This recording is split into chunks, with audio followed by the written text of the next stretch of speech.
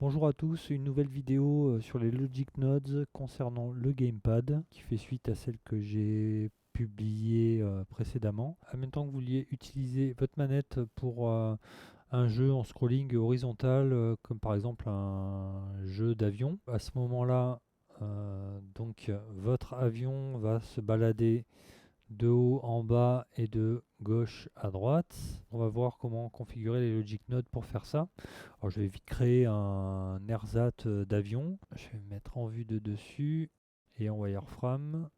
Je vais extruder un petit peu le devant, faire un scale pour faire la pointe. Là on va faire l'arrière, un petit extrude aussi, un scale pour réduire ça, ça sera la queue. On va faire un CTRL R. On va récupérer ici les points et faire un extrude de 20 et le déplacer comme ceci.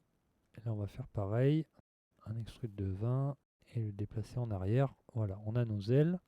Je vais juste maintenant en vue de face réduire son échelle sur Z à 0,4, c'est parfait. Je vais placer ma caméra, Alt R, Alt G, je la remets à 90 degrés et on va la reculer, pas de 50 mètres.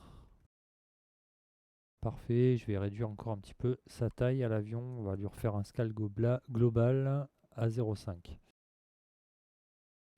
On va lui mettre une petite couleur, ce sera plus sympa. Donc là, si je lance le jeu, ok, on le voit bien, parfait. Donc maintenant, on va aller dans les Logic Nodes. Ok, donc je crée un nouvel arbre logique. Je vais l'assigner donc à mon avion. Apply to selected, parfait. Et maintenant, comme dans la précédente vidéo, on va rajouter ici le node template 4K mouvement.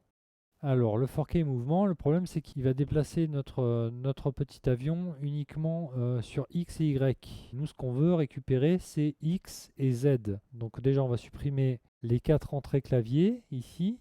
Ok, à la place, on va rajouter une entrée gamepad stick. Le left-right, on va le relier au A ordi précède. Du coup, on peut le renommer. On va l'appeler Move X. Voilà. Lui, on va le renommer Move Z. Là, on va relier donc le up and down à l'entrée A. Et là, ce qui va nous intéresser ici, c'est le node nommé Build Vector qui comporte X et Y. Nous, ce qui nous intéresse, c'est de récupérer Z. Donc, on va aller le chercher dans Value, Vector. Et là, on va récupérer Vector X, Y, Z. On va venir le positionner en dessous du Build Vector. Le Build Vector, celui-là, on ne va plus en avoir besoin. À la place, on va recoller donc la sortie de notre nœud MoveX sur X de ce nouveau node. Et du coup, le MoveZ, ici, on va le relier à Z. Y, on peut le laisser sans rien, il n'y a pas de problème. Et la sortie va venir se relier à l'entrée du Normalize à la place du Build Vector. Build Vector, on n'a plus besoin, on peut le supprimer.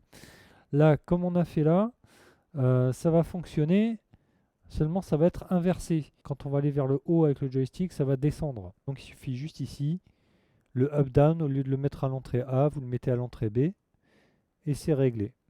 Et là, vous pouvez aussi augmenter la vitesse de déplacement. Ah, il y a 0,10, allez, je vais mettre 0,40. On va voir ce que ça donne en vue caméra. C'est parti. Voilà, et ça fonctionne. Voilà, c'était tout pour cette petite vidéo. J'espère que ça vous sera utile. À bientôt. Ciao, ciao.